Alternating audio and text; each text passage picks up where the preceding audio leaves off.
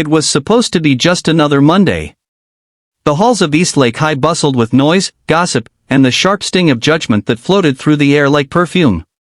Among the crowd moved Emily Grace, a quiet, gentle junior with chestnut curls that flowed past her shoulders, her pride, her armor, her one constant.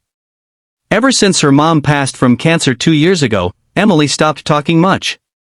But she never stopped growing her hair. Her mother had always told her, "Your hair is your crown. Wear it proudly." And so she did.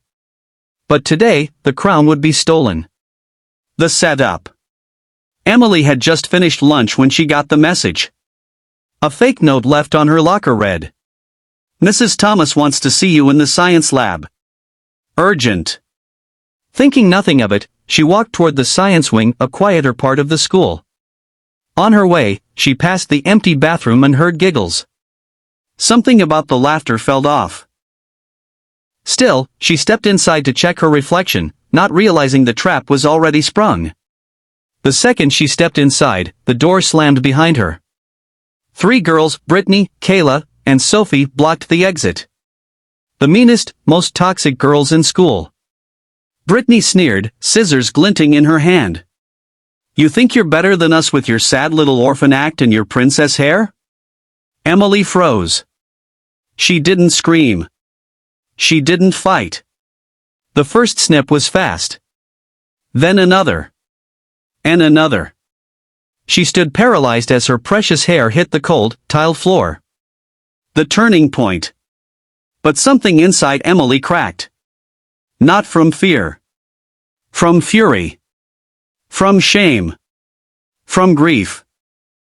She looked in the mirror, saw the uneven mess, the butchered ends, the humiliation carved into her reflection.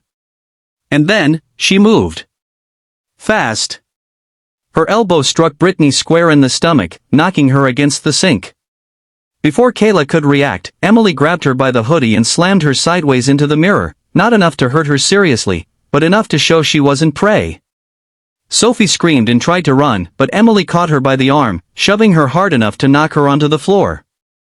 By the time a teacher rushed in, the 3 bullies were crying, disheveled, and shocked not by Emily's strength, but by the fire in her eyes.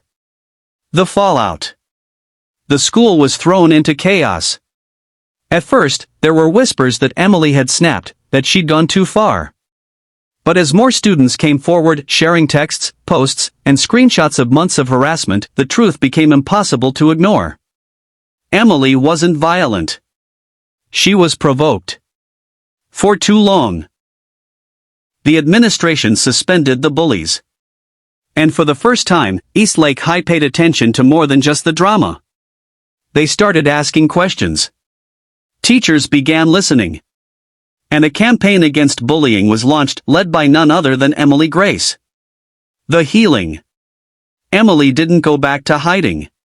She returned to school with her chin up, hair cropped short, uneven ends still visible. She didn't wear a wig. She didn't wear a hat. She wore her scars like armor. She started speaking in class. Then in assemblies. One day, she stood on the school stage, facing hundreds of students and said, "You don't have to be loud to be strong. You just have to stand when everyone expects you to fall." The message. Emily's story didn't end with revenge. It ended with growth. With a girl who'd lost her mother, her confidence, and then her crown, but discovered something far more powerful. Her voice.